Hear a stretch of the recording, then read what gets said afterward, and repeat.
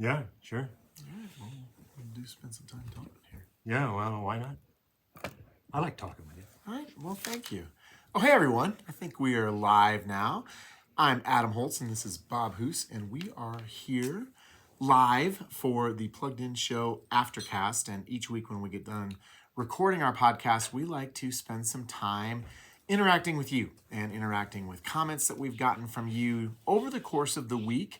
And hopefully, as we continue to do this, getting some comments from you live that you can respond to. And you know the drill with regard to YouTube. We want you to like, comment, and subscribe to our Plugged In channel on YouTube. So hopefully you have done that already. So, Bob, we're just going to... And feel free to join us and Absolutely. come in here at the table. I mean, why be so distant? Right. Just come right on in. Yeah, we want to talk to you each week. So, this week we are taking a look back. Well, let me say... Last week, I should say, on the Plugged In Show, we talked about a couple of pretty different things. We talked about LGBT issues in entertainment and the Super Mario Brothers movie. And every week on our show, we have two main segments. Yeah. We have one that usually is a longer segment, and maybe we dig into something philosophical, maybe we dig into... But they're not necessarily related. No, exactly. And in the second segment, we typically do something that is a little bit more product-oriented or review-oriented. And those ran together in the title, and some people were a little bit confused and thought, wait a minute, there really aren't any LGBT issues in the Super Mario Brothers movies. In fact, the closest is there's one scene, and somebody did mention this. Yes. There's one scene where Bowser he wants to propose to Princess Peach, and he is sort of practicing with role playing. Well, what's the guy's name? Kamek? Well, anyway, he's a wizard. Sort of wizard-like character. He's got glasses. He's sort of his sidekick, and he's dressed up in a dress. Right. And because he's being Princess Peach. Right. But trust me, it's not a theme through the film. It felt like the kind of thing where, Bugs Bunny would dress up and drag. I mean, it felt like the same kind of thing. Sort of a throwback to those felt like a throwback. Early goofy things, yeah.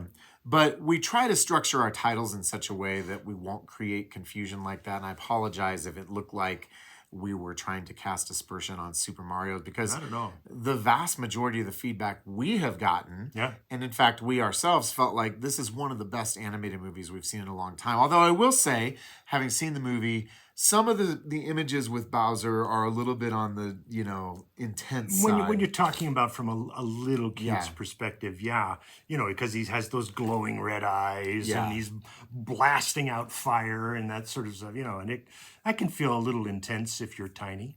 Yeah. So, but if you're familiar with Bowser, probably you know exactly, what to expect here.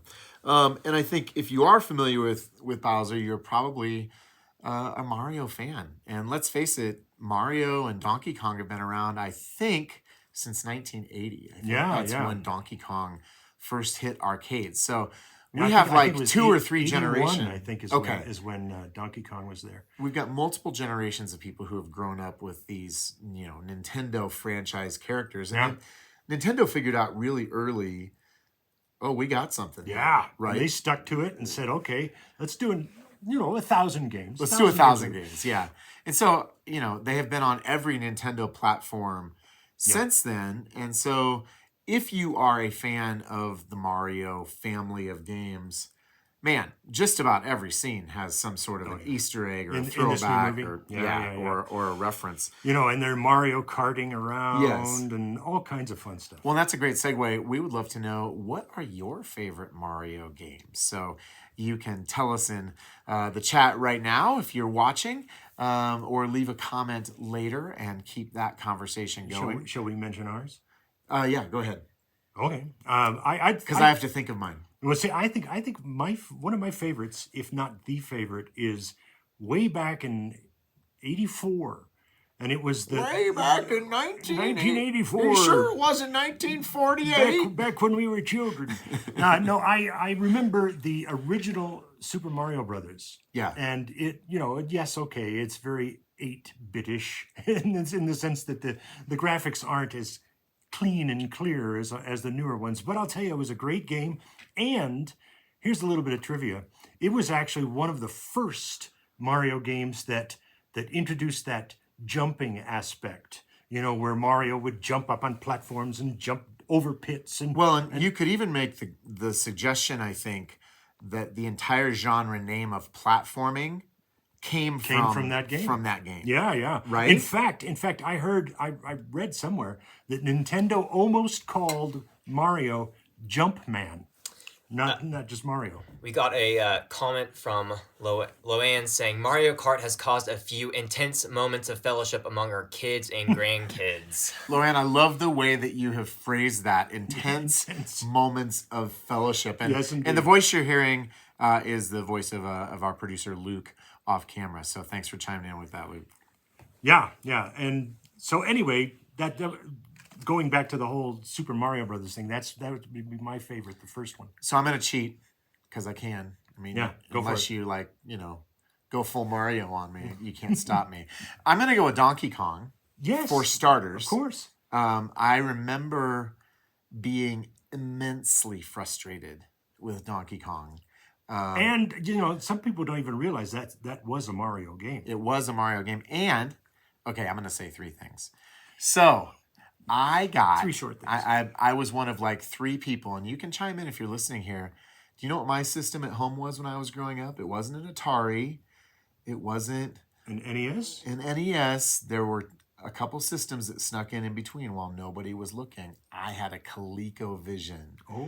And an Intellivision, too. We could do a wow. podcast on those systems Yeah, someday. yeah. But ColecoVision was literally a quantum leap over the Atari 2600. And later, the Atari 5200 came out, which is another forgotten system. Yeah. A friend of mine had a 5200. I'm like, oh, man, this is great.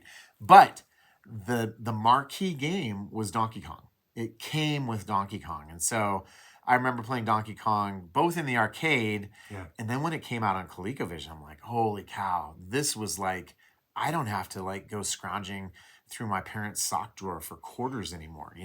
If you were a kid growing up during that time, your quest was always for quarters. Yeah. Where yeah. can I find quarters? That's right. Make sure So- that your allowance money was all in quarters.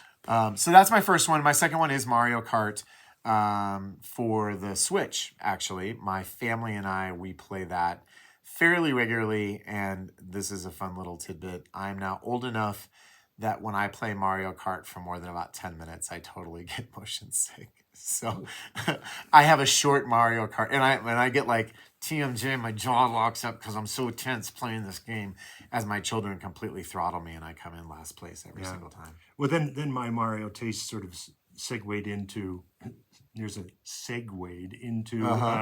Sonic the Hedgehog. Oh, yeah. Which Yeah, is Sonic was sort of another great platformer. Mario on, well, not steroids, I suppose. And you don't want to say speed. Not either, mushrooms, but close. All right. Well, I hope that some of those thoughts have connected with you today. One of the other comments that we got this week was that Princess Peach was a great movie character because she was feminine, but that femininity didn't make her a damsel in distress who just had to be rescued. She was a very strong character. And they're talking as about well. talking about in the movie. In the movie, And correct. because in the game she's she's a somewhat little of bit more damsel in damsel-y. distress. Yeah. Even though she was a very likable character Yes. in the games. I mean, everybody loved Princess Peach. But in the movie, she's. I mentioned in my review that some of the characters don't always feel just like the game characters. Yeah. But in most cases, that is a plus. Right. Princess Peach was one of them. I think she was a very strong leader, and it was nice. She's super strong. Yeah. Yes, and so that's Super Mario strong. Super And Mario strong. She and so it was really a really nice element in terms of she and Mario fighting side by side to save the world. It There was you really go. nice. Well, I think that leads into another question. What are some of your favorite Mario characters? And I'll go first here. I'm going to say Donkey Kong. And Donkey Kong is sort of morphed into this weird sort of anti-hero kind of character. He's no longer with Bowser on the scene. Yeah.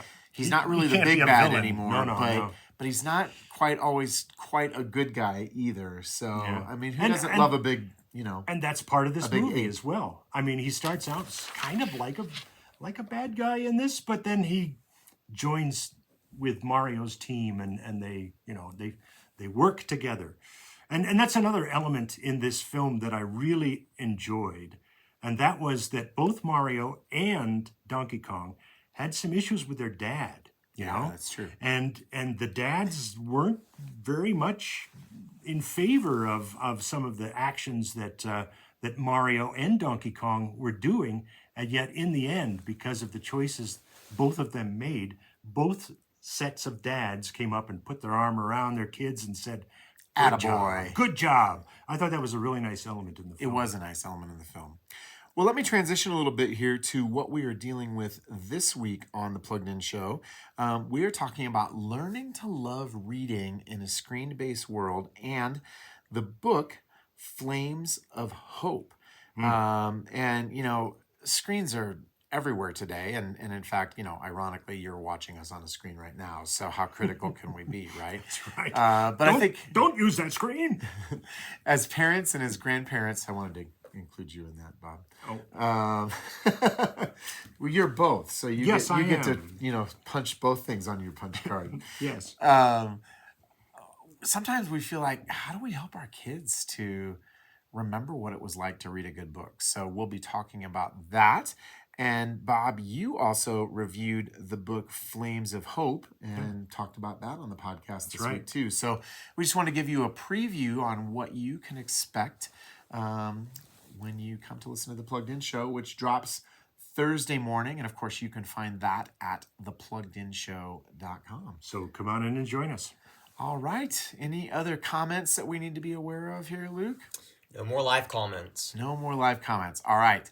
Well, I think that brings us to a good place to wrap things up here today. And again, we want to encourage you to like, comment, and subscribe to our channel. And we will continue to be doing things live each week to give you a chance to interact with us. And thanks for joining us today.